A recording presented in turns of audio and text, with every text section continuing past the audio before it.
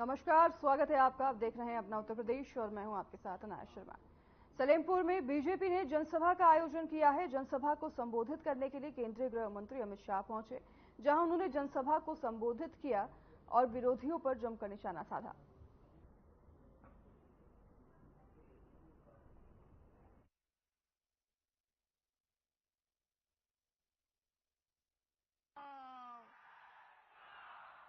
मंच पर उपस्थित हमारे प्रदेश के अध्यक्ष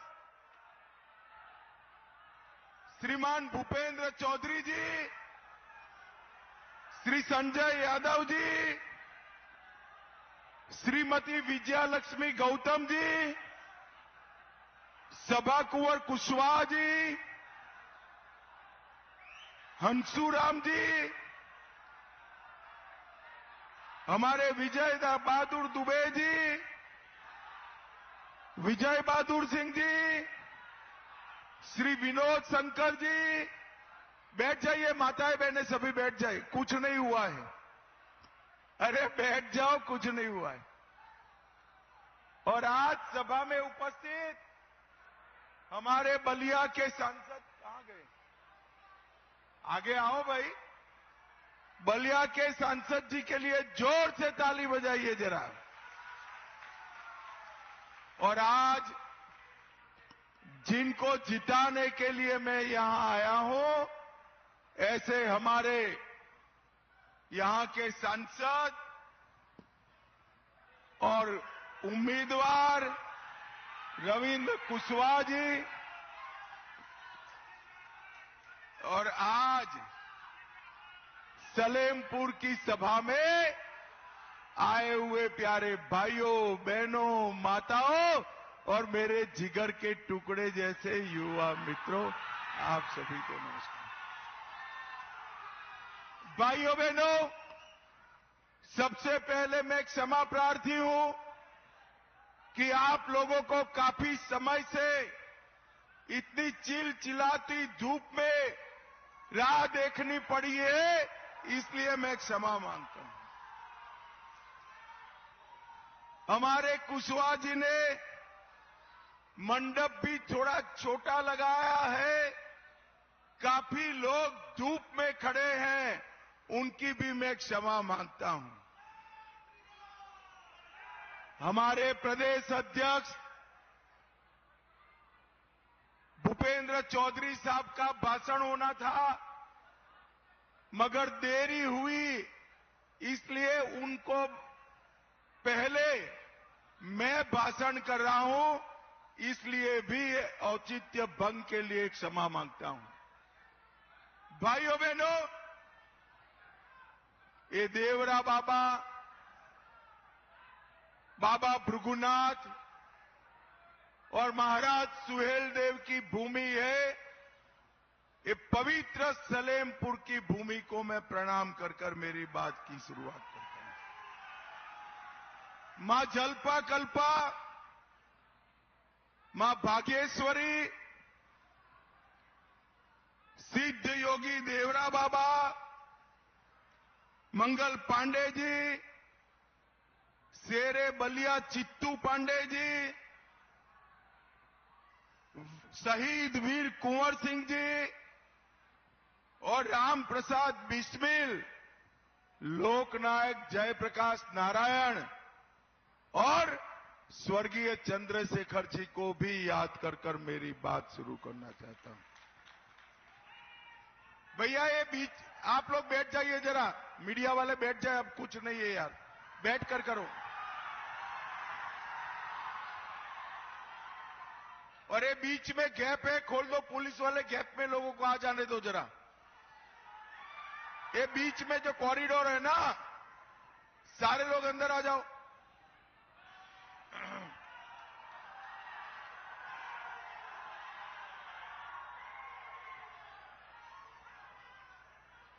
बस बस बस बस हो गया भाई, रुक जाइए, अब वहीं रह जाइए।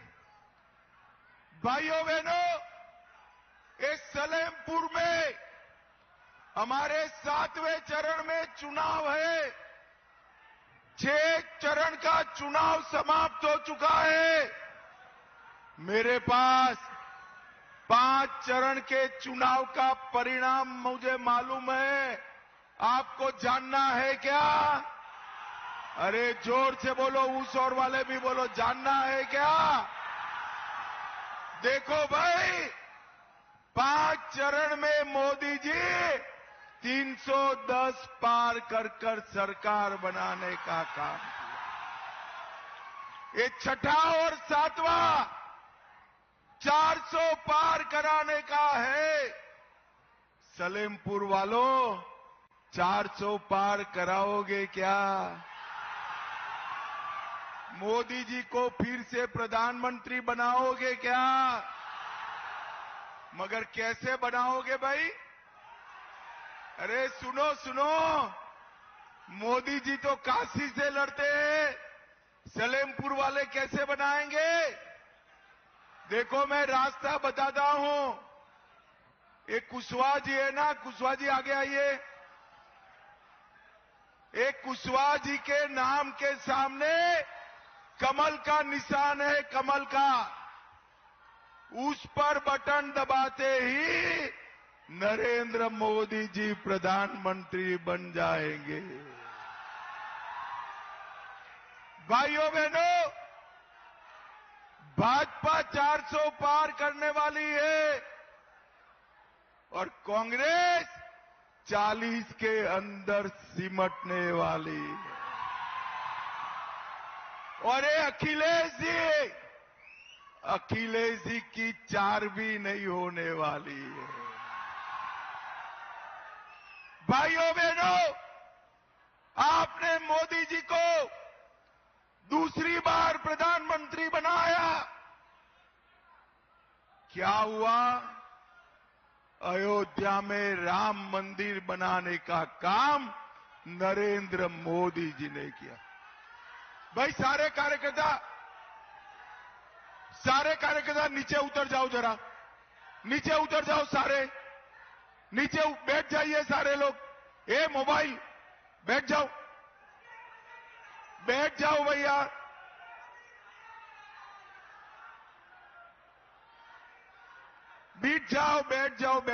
बैठ जाओ। वो फटके वाले भाई बैठ जाइए, तभी मैं बोलूंगा। सुनते नहीं हो भाई? बैठ जाइए सारे लोग। बोलो भारत माता की। मोदी जी को आपने दूसरी बार प्रधानमंत्री बनाया।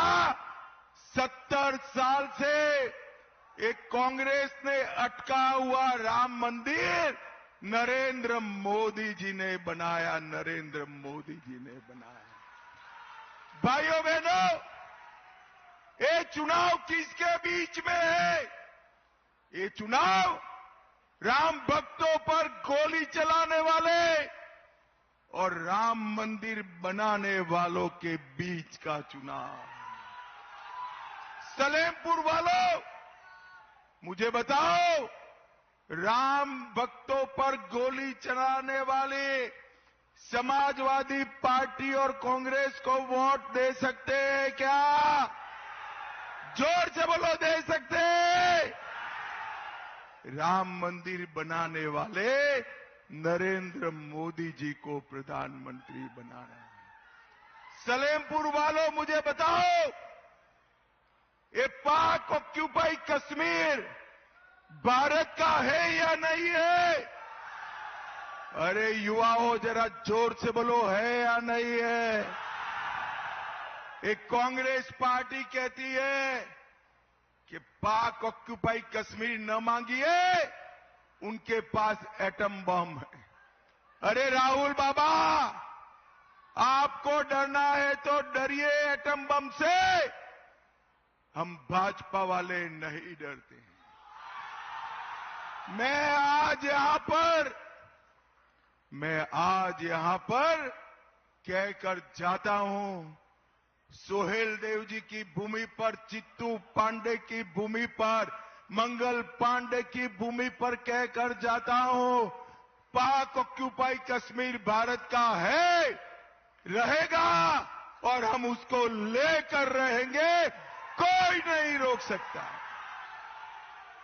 भाइयों बहनों, मोदी जी ने देश से आतंकवाद को समाप्त करने का काम किया है। ये इंडी अलायंस की सरकार थी, सोनिया मनमोहन सिंह की सरकार थी, सपा बसपा की सरकार थी। 10 साल तक आलिया मालिया जमालिया घुस जाते थे, बम धमाके करते थे और कोई कुछ नहीं करता था। आपने 2014 में मोदी जी को प्रधानमंत्री बनाया।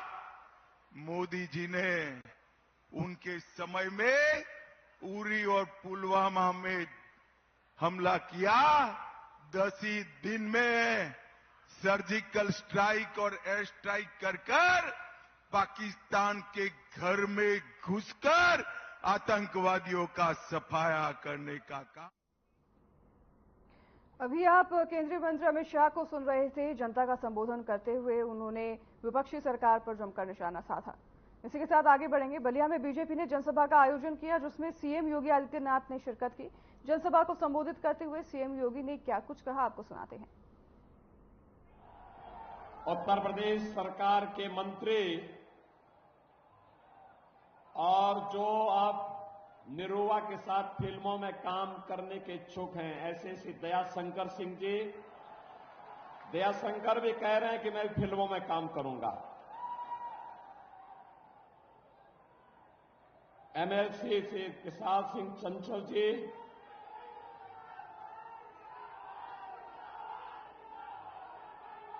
युवा नेता और पूर्व विधायक स्वर्गीय कृष्णानंद राय जी के सुपुत्र श्री पीयूष राय जी, लोकसभा के प्रभारी मार्कंडेय शाही जी, संयोजक राजीव मोहन चौधरी जी, संदीप सिंह जी, श्यामराज तिवारी जी, कृष्ण बिहारी राय जी, विजय शंकर राय जी, ओम प्रकाश राय जी, मोहम्मदाबाद क्षेत्र से जुड़े हुए मेरे सभी उपस्थित बहनों और भाइयों, मैं भारत माता के महान सपूतों, क्रांतिकारियों की इस पावन धरा को कोटि कोटि नमन करते हुए आप सबके उत्साह के लिए आपका हृदय से अभिनंदन करता हूं, स्वागत करता हूं। बहनों और भाइयों, मोहम्मदाबाद क्षेत्र के लिए स्वर्गीय कृष्णानंद राय जी के बहुत सारे सपने थे। यहां के विकास को लेकर के वे अत्यंत चिंतित रहते थे, लगातार प्रयास करते थे, संघर्षों से तपे थे। बहनों और भाइयों, जब भी कृष्णानंद राय जैसा कोई कार्यकर्ता, कोई जनप्रतिनिधि विकास के लिए कोई प्रयास करता था, ये समाजवादी पार्टी ऐसे युवाओं नेताओं को माफियाओं की भेंट चढ़ा देता था। और याद करिए, जिन लोगों ने स्वर्गीय कृष्णानंद राय की हत्या में कोई संवेदना व्यक्त नहीं की, बल्कि हत्यारों को संरक्षण दिया, वे लोग आज माफिया के मरने पर मातम मनाने के लिए आते हैं। मैं कहना चाहता हूं, कृष्णानंद राय विधायक थे, भारतीय जनता पार्टी के विधायक थे। श्री श्याम शंकर राय उनके साथ में थे, रमेश राय साथ में थे, रमेश पटेल साथ में थे, मुन्ना यादव साथ में थे, अन्य लोग साथ में थे, सब मारे गए। और किस बर्बरता के साथ मारा गया था। बहनों और भाइयों, तब भी प्रदेश में समाजवादी पार्टी की सरकार थी और केंद्र में कांग्रेस की सरकार थी। ये दोनों जब मिलते हैं कोई न कोई अनर्थ होता है। हमें फिर से अनर्थ नहीं होने देना है और यही अपील करने के लिए मैं आपके पास आया हूं। यही अपील करने के लिए मैं आज आया हूं आपके पास। हमें तो गौरव की अनुभूति होनी चाहिए कि आज हम लोग एक ऐसे माहौल में जी रहे हैं जो कल्पना कभी देश के प्रथम स्वातंत्र समर के लिए महान स्वतंत्रता संग्राम सेनानी मंगल पांडे ने की थी, जो कामना चित्तू पांडे ने की थी। विकास की जो तड़प पूर्व प्रधानमंत्री सरदेव चंद्रशेखर जी में थी और मोहम्मदाबाद के समग्र विकास के लिए जो चिंतित रहते थे, ऐसे कृष्णानंद राय के सपनों का मोहम्मदाबाद, गाजीपुर, बलिया, उत्तर प्रदेश और भारत बने। मोदी जी और योगी जी यही प्रयास कर रहे हैं और इसी के लिए आपके पास आए हैं। बहनों और भाइयों, आज मैं पूछना चाहता हूं समाजवादी पार्टी और कांग्रेस से, क्या मुन्ना यादव, जिसको मुख्तार जैसे माफिया ने स्वर्गीय कृष्णानंद राय के साथ हत्या के थे, क्या वह पिछड़ी जाति का नहीं था? क्या रमेश पटेल पिछड़ी जाति के नहीं थे? बहनों और भाइयों, क्या प्रयागराज के माफिया के द्वारा मारा गया वहां पर पूजा पाल के पति राजू पाल क्या पिछड़ी जाति के नहीं थे? या जया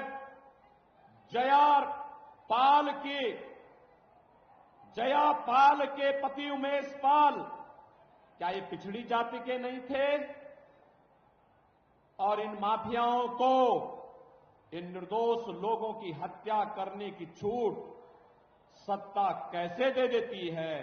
और इसीलिए तो हम कहते रहे हैं, हमारा भी अगर उनका संकल्प बीजेपी के जनप्रतिनिधियों को मारने का था, उनका संकल्प गरीब के बेटे को मारने का था, तो हमारा भी संकल्प था कि माफिया को मिट्टी में मिला करके रहेंगे। और बहनों और भाइयों, आज माफिया मिट्टी में मिल गए तो लाखों करोड़ रुपया निवेश यूपी में आ रहा है। और मैं कह सकता हूं आपको, जो यहां पे नीरज शेखर कह रहे थे, जो कह रहे थे कि यहां के पूर्वांचल के नौजवानों को पूर्वांचल में नौकरी मिलनी चाहिए, हमारा भी यही संकल्प है। अब ये गाजीपुर से लखनऊ जा रहा पूर्वांचल एक्सप्रेस वे और इसका बलिया जा रहा लिंक एक्सप्रेस वे, इसी औद्योगिकीकरण के लिए ये बीजेपी की डबल इंजन सरकार ने इसीलिए बनाया है। यही फैक्ट्री लगेगी, यही नौकरी मिलेगी, यही काम मिलेगा। और अब तो आपके पास हाईवे भी, रेलवे भी, बगल में एयरपोर्ट भी, कई एयरपोर्ट, आजमगढ़ में एयरपोर्ट, गोरखपुर में, वाराणसी में, और साथ साथ मां गंगा है तो वाटरवे भी।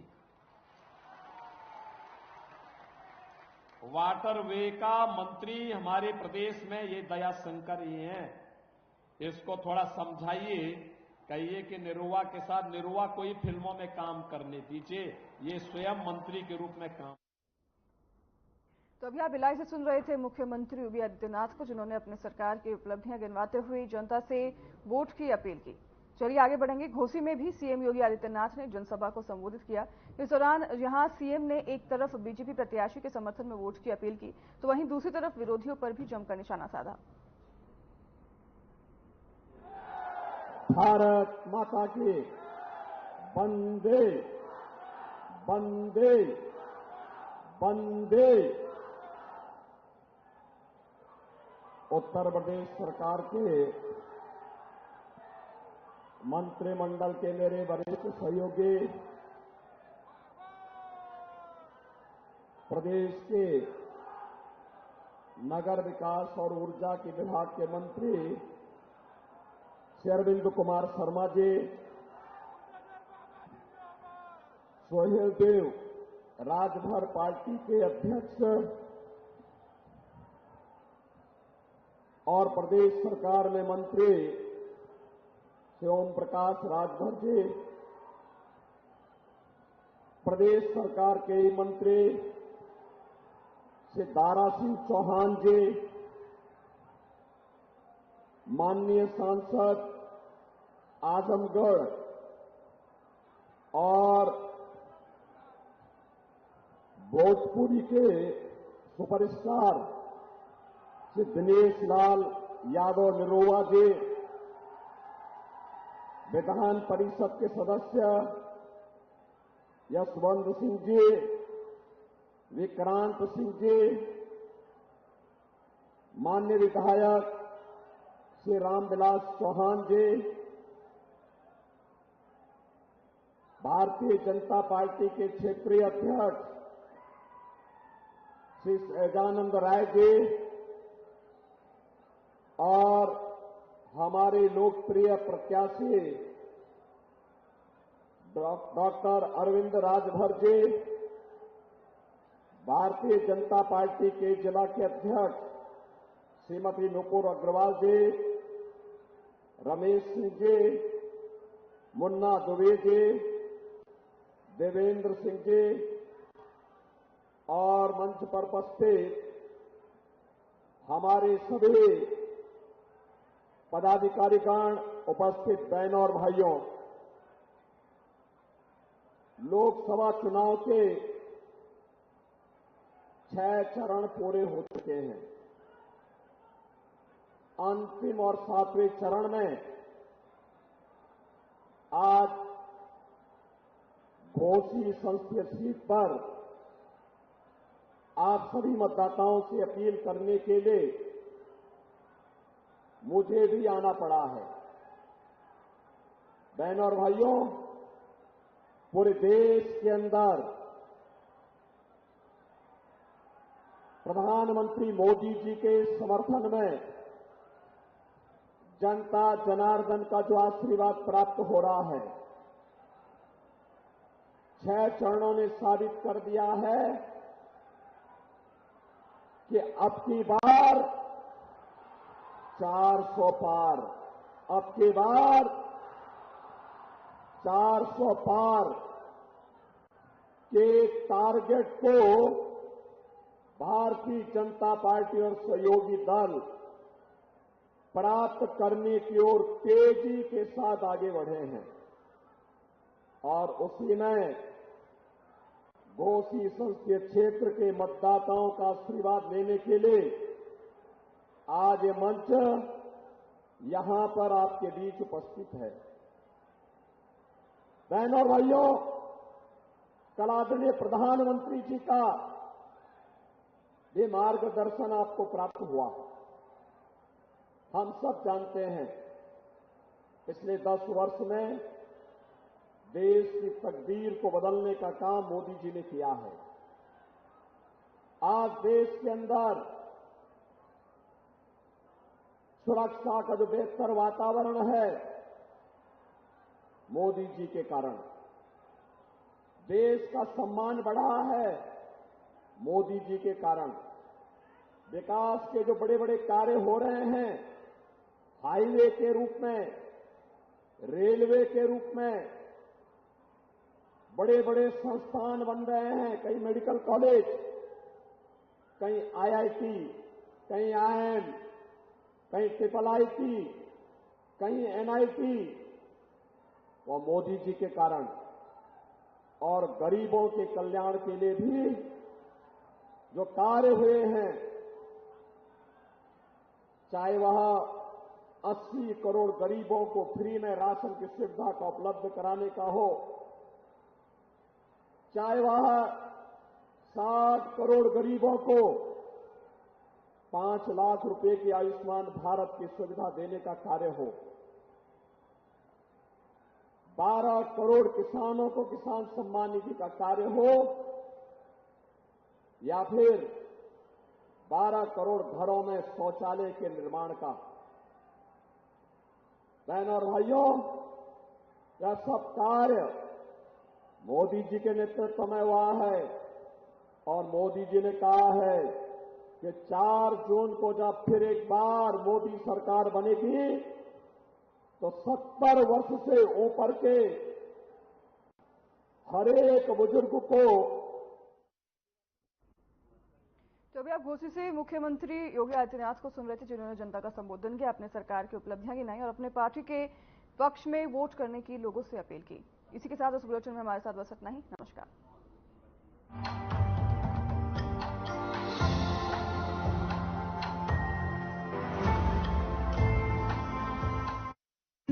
Hey mom, hey, look, I can download a song